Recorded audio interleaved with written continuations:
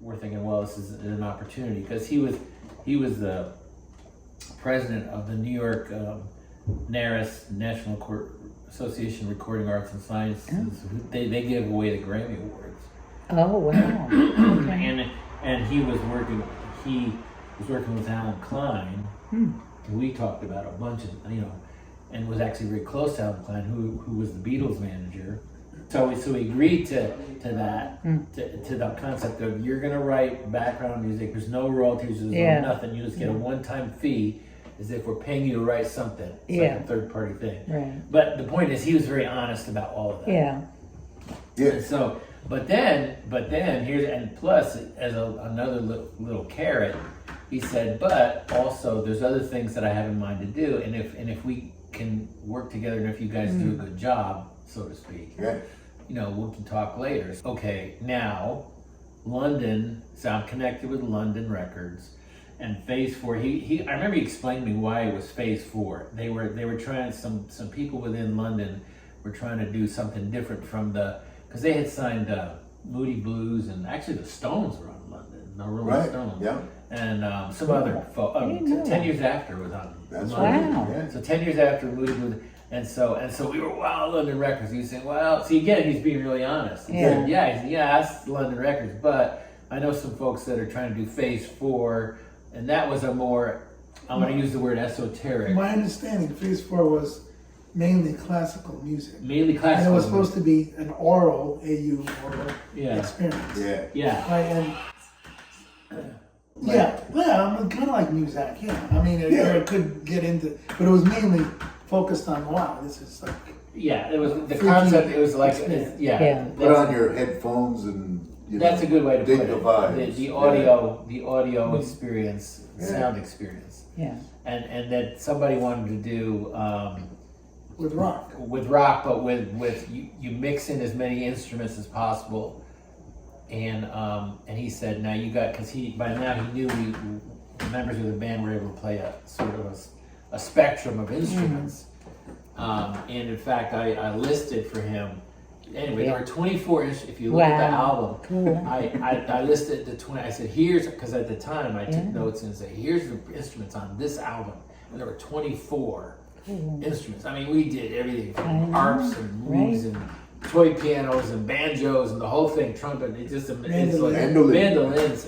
So it's like, so he said, yeah, well that's perfect. So he said, again, I'm, in so many words, he's speaking of himself. I'm the boss. I'll tell you what to do, and I'm gonna pick the songs. And it's like, gosh, can't we do any originals at all? So, well, there's probably room for maybe one, maybe two of your own instrumentals. Can't be vocal. That's what he said.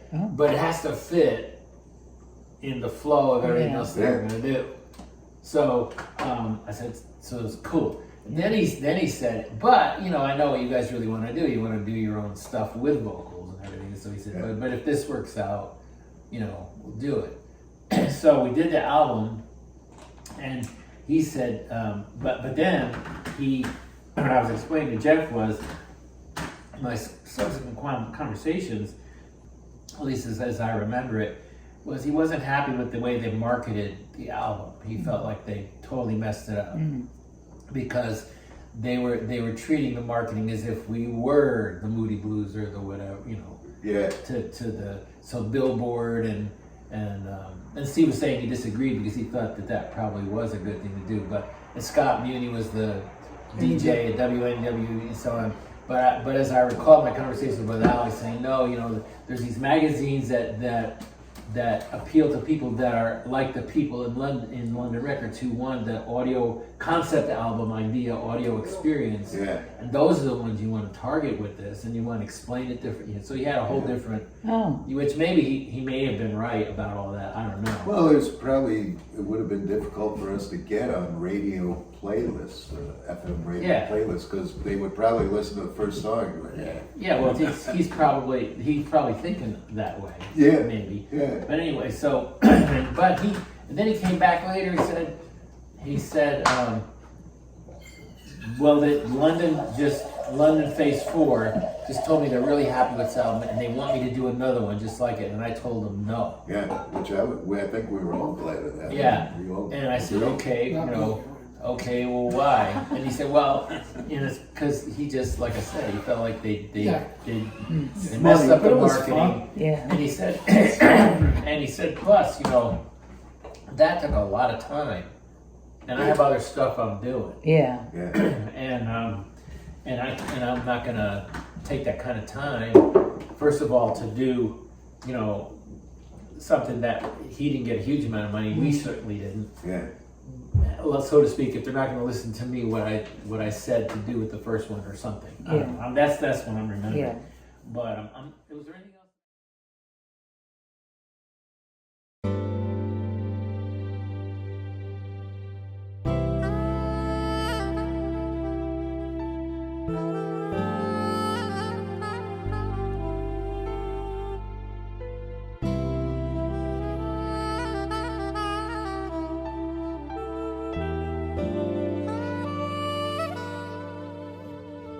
This is what we ended up with. I don't know if you can see that. But what we had to do once we made this album was change our name because we didn't want, for one thing, we didn't want our name Stockade to be necessarily associated with this kind of music because it wasn't what fully represented us. For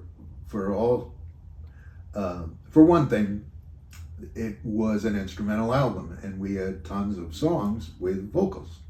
So they changed our name for us to Orion. We didn't think of that ourselves. So we kind of, from then on, became locally known as Stockade / Orion. Bit of a dichotomy there. I'll show you a couple other relics. This was a promo record from Saturday Night at the Baths that I believe was just handed out at the cast party or something. I don't think many of those exist now, but this was the song Hard Water that I played for you a moment ago, and also the theme for Saturday Night at the Baths, which was a different dance scene that was rather, I'll call it erotic. So that's that. What's the B-side? The B-side is officially Hard Water. So the A-side is there. Saturday Night at the Baths was going to be sort of the runaway hit or whatever. And then, regarding the album I just showed you, this was a single that they put out. And for one thing, Mandy was the A-side of this thing. Never really hit it big or anything. And then Ron Frangipani wanted a sort of a disco sounding thing. So we took Street Visions off the album, which kind of has a disco beat and was gonna, be played in all the clubs and we were gonna get great notoriety. Never happened, but it's fun to dream. How'd you come up with those names, Hard Water and Street Visions? Street Visions was really a Ron Frangipani song. And when he gave us a tape, it was just him playing on piano, something like. And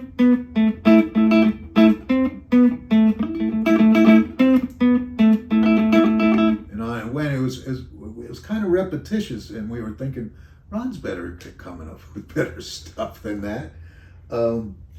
But when we fleshed it out, we got the drum beat going, a nice disco beat.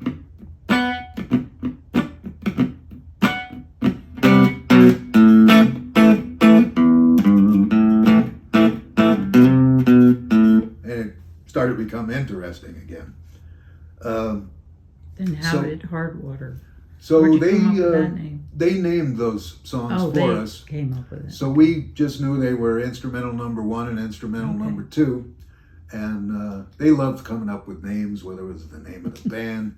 So Saturday Night at the Baths was the Santana-esque thing.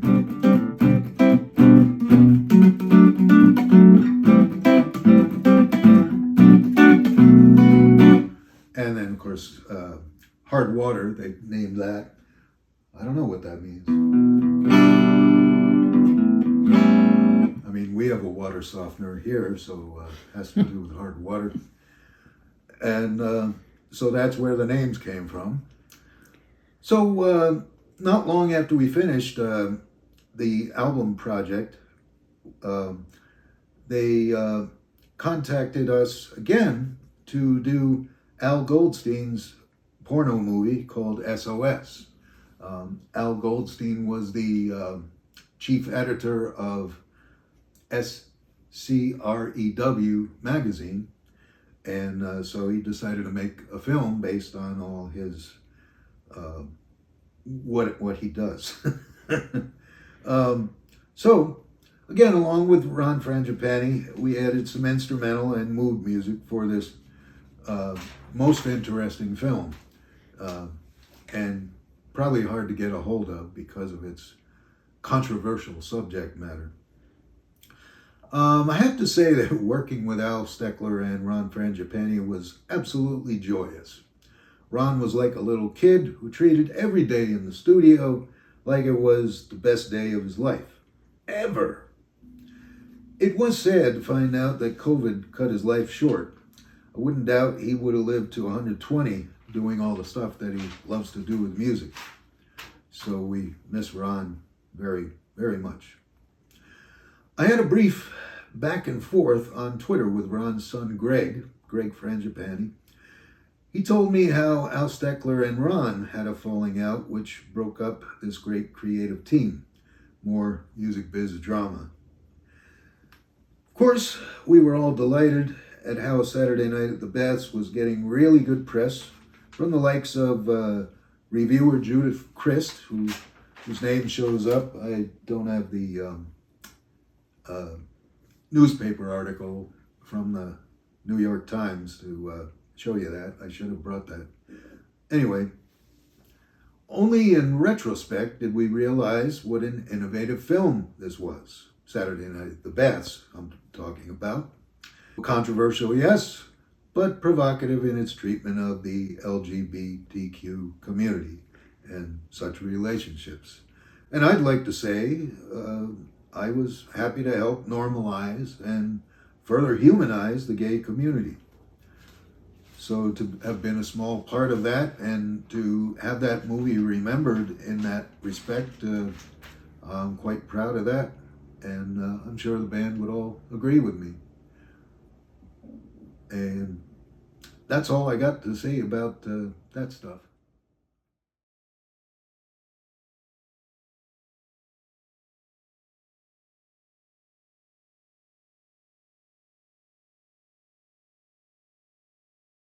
How we doing?